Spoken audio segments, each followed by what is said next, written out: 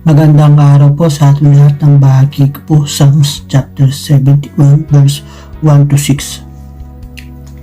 Panalangin sa isang matanda na sa iyo palang, Panginoon, lubos akong nananalig.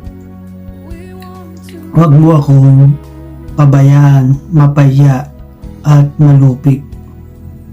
Tulungan mo po ako sapat ikaw ay matuwid. Ako sana'y sagipin sa daig kong ay makinig.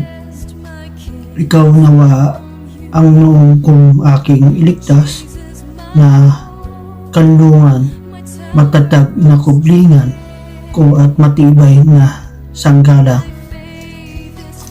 Lahat ng masama o Diyos ako'y paglaban.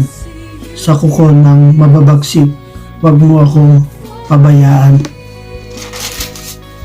Panginoon, sa iyo o iyon inilagak ang pag-asa. Maliit pa bata, sa iyong may tiwala na. Sa simula at mula pa wala akong naasahan.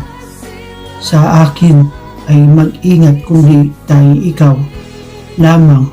Kaya naman ikaw, Yahweh, purihin araw-araw. Amen. God bless po sa ating lahat. Isang mapagpalang araw sa ating lahat mga kapatid. Ang aking pong babasahin para sa ating daily devotion ay nasa Psalms chapter 71 verses 7 to 12. Ako'y naging isang kagilagilalas sa marami, ngunit ikaw ang matibay kong kanlungan. Ang bibig ko'y mapupuno ng pagpuri sa iyo at ng iyong karangalan buong araw. Huwag mo akong itakwil sa katandaan. Huwag mo akong pabayaan pagka ang aking kalakasan ay nanglulupaypay. Sapagkat ang mga kaaway ko'y nangagsasalita tungkol sa akin at silang nagsisibakay na aking kaluluwa ay nangangagsasangunian na nangagsasabi, pinabayaan siya ng Diyos, iyong habulin at hulihin siya, sapagkat walang magligtas. O Diyos, huwag kang lumayo sa akin. O Diyos ko, magmadali kang tulungan mo ako. Amen. Purihin ang ating Panginoon sa pagkabasa ng kanyang mga salita. Muli po isang mapagpalang araw po sa ating lahat. Ang ibabahagi ko po ngayon ay matatagpuan sa Book of Psalms chapter 71 verses 13 to 18. Ang sabi po dito, nawa silang naghahangad na ako ay salakayin, lahat sila ay mawasak at mabigo ang layunin. Maging yaong mga taong tanging nais ako'y saktan. Mapahamak sa ng lahat, mag-ani ng kahihiyan. Ako naman samantala ay patuloy na aasa, patuloy na magpupuri, pupurihin ka tuwina, pagkat ikaw ay dakila. Patuloy kong isasaysay, maghapon kong ihahayag ang dulot mong kaligtasan. Hindi ko man nalalaman kung paanong ito'y gawin, pagkat ikaw, Panginoong Yahweh, malakas at makatwiran. Ihahayag ko sa madla, katangiang iyo lamang. Mula pa sa pagkabata ako'y iyong tinuruan. Hanggang ngayon, hinahayag ang gawa mong kabutihan. Matanda na't puti ng aking buhok, huwag akong iiwanan. Ang samo ko sa iyo, O Diyos, hayaan mong ihayag ko ang lakas mong tinataglay, samahan sa bawat lahing sa daigdig ay lilitaw. Amen. Purihin po ang Panginoon sa pagkakabasa ng kanyang mga salita.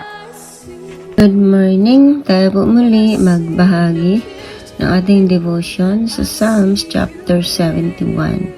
Verses 19 to 24. Sabi dito, dakila ka Panginoon, matuwid ka hanggang langit. Dakila ang ginawa mo at wala kang makaparis. Kahit na ang dinanas ko ang hirap at madlang sakit, subalit ang aking lakas ay muli mong ibinalik, upang ako'y di tuluyang sa libingan ay mabulid. Tutulungan mo po ako at karangalay dadagdagan. Ako'y muli mong aliwin, iahon sa kahirapan. tutugtugin ko ang alpat, pupurihin kitang tunay, pupurihin kita o Diyos dahil sa iyong katapatan. Mga imno ng papuri sa alpa ko'y tutugtugin, iuukol ko ang tutugtog sa iyo, banal na Diyos ng Israel. Habang ako'y tumutugtog ay sisigaw na may galak, masigla kong aawiting, ako'y iyong iniligtas. Maghapon kong isasaysay, o Diyos, ang iyong katarungan, yamang lahat na nagtangka sa lingkod mo ay nasaktan. Lahat sila ay nabigot, humantong sa kahihiyan. Purihin ng Diyos sa pagkakabasa ng kanyang mga salita.